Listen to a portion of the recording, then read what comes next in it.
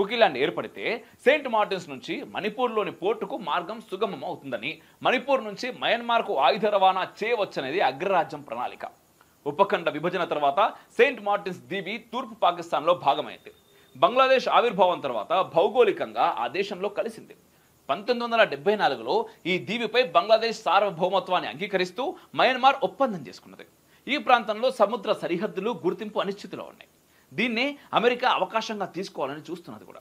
భారత్కు అత్యంత వ్యూహాత్మకంగా అత్యంత కీలకమైన అండమాన్ దీవుల సమీపంలోకి చైనా పరికరాలను చేరవేస్తున్నది. ఈ దీవులకు సమీపంలోని మయన్మార్కు చెందిన కోకో దీవుల్లోకి సైనిక పరికరాలను చైనా తరలిస్తుందని భారత నిఘా వర్గాలు గుర్తించినాయి కూడా. కోకా దీవులను లైజనింగ్ పోస్ట్గా చైనా వాడుకుంటుందనే అనుమానాలు కూడా ఉన్నాయి. ఒకవైపు అమెరికా, మరోవైపు చైనా ఎవరికి వారు ఈశాన్య భారతంలో కుకీల్యాండ్ చిచ్చు రేపేందుకు ప్రయత్నాలు ముమ్మరం చేసినాయి. బంగ్లాదేశ్, పాకిస్తాన్లతో భారత్ తీవ్రమైన దౌత్య యుద్ధంలో ఉన్న సమయంలో ఈ తరహా డిమాండ్ ముందుకు రావడంలో వ్యూహాత్మక ప్రయోజనాలు కూడా ఉన్నాయి వాళ్ళకి. ఈ ప్రమాదాన్ని భారత ప్రభుత్వం ఎలా ఎదుర్కొంటుందనేది మనం ఖచ్చితంగా వేచి చూడాలి.